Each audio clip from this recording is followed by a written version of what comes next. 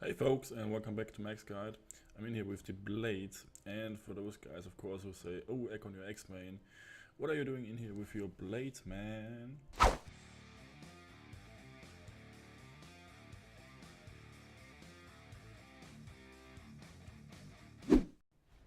Fuck you guys, it's a guide. No matter what. We're basically in here with the Ember main gear and weapons. As I told you guys before, we will do this with Moonweaver, Ember main or Stormclaw. All three sets are actually viable till the end content, so don't hesitate to farm those. It's depending on, of course, which beam you prefer, which aspects you prefer. More of that, of course, in my gear guide video.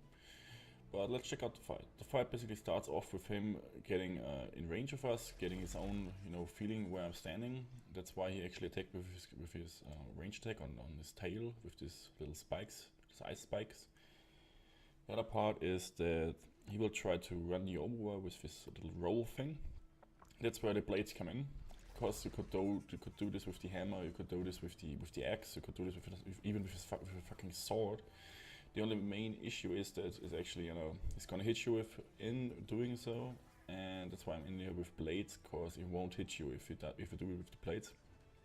Another thing is that he actually has an ether rage already, but it has to stack up a bit by collecting ice on his back, as you might have noticed, and it's pretty easy to get rid of those ice particles or whatever it's called to gain his ether rage. It's pretty easy to get loose of those by hitting him with the blades when he's lying on the ground. Of course, even though he's standing now, I can still hit him with my range attack, meaning that this will spare us the ether rage form as well.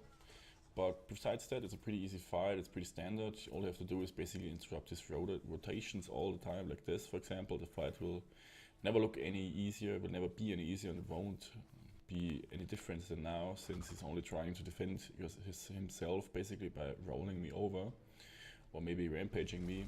Either way, it's pretty easy to handle and easy to do as well, since the only thing you have to really focus is the head, in my opinion, since you need the head for later when you get a shiny nubbin to upgrade certain helmets in the later progressive sets when they're coming, like Shroud for example, or Resakiri, or maybe even Nisaga.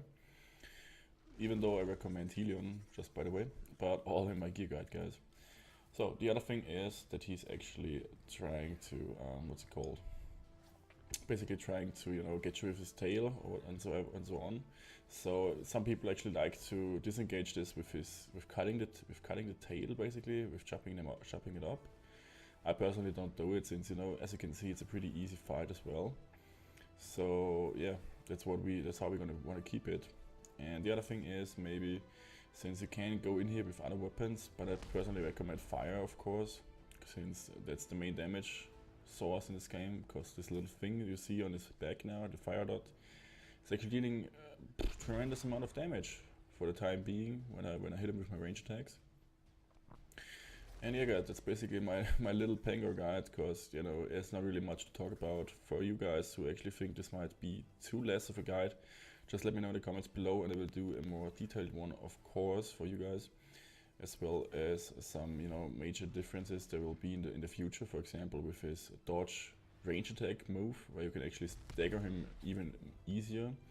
But yeah, since this video footage is older than that and it's from the alpha, so yeah, sorry guys, probably will do an update then, but till then, thanks for watching, see you in the next one, bye bye.